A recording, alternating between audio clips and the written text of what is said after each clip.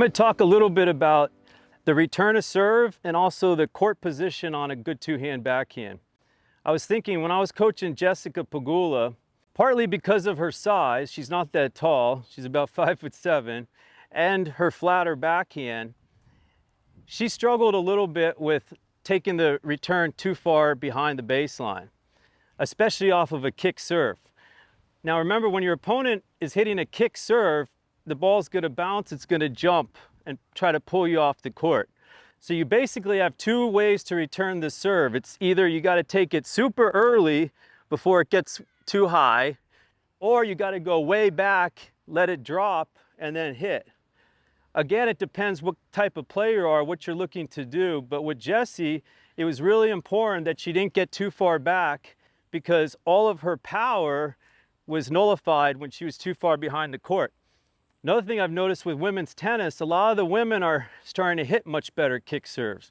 When I coached Maria Sharapova, they didn't have that many kick serves. Sam Stosur, Serena Williams, there was a few that had great kick serves, but it wasn't as important that she took the ball super early. If you've watched Jessie and a lot of girls with really good, strong two-hand backhands, when they see a second serve kicking up, they're looking to try to take this ball on the rise.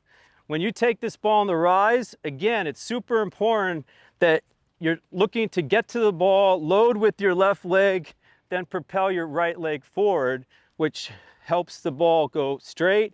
And you can also hit this return and come in pretty easy.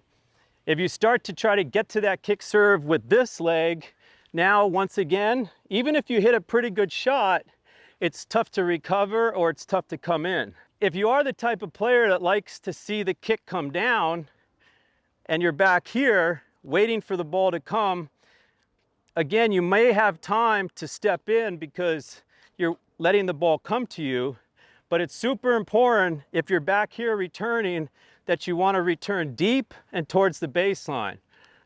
Lots of men players like to return from farther back, partly because they're not playing serve and volleyers. There's not as many serve and volleyers as when I played. Guys like Pat Rafter, Pete Sampras, if you return from 20 feet behind the baseline, they'd be right on top of the net putting away. But most of the men these days don't serve and volleys, so you see a lot of men standing way back starting the point. In women's tennis, it's a little tougher to do that sometimes because even though women don't serve and volley as much, most women like to take the ball early and like to be aggressive. So same idea, if you stand back and give the opponent too much time, they're going to be able to run around, hit a forehand. So I think if you have a good solid two-hand backhand, it's really important that you try to take this return early and that you try not to let it get too far up and pull you off the court.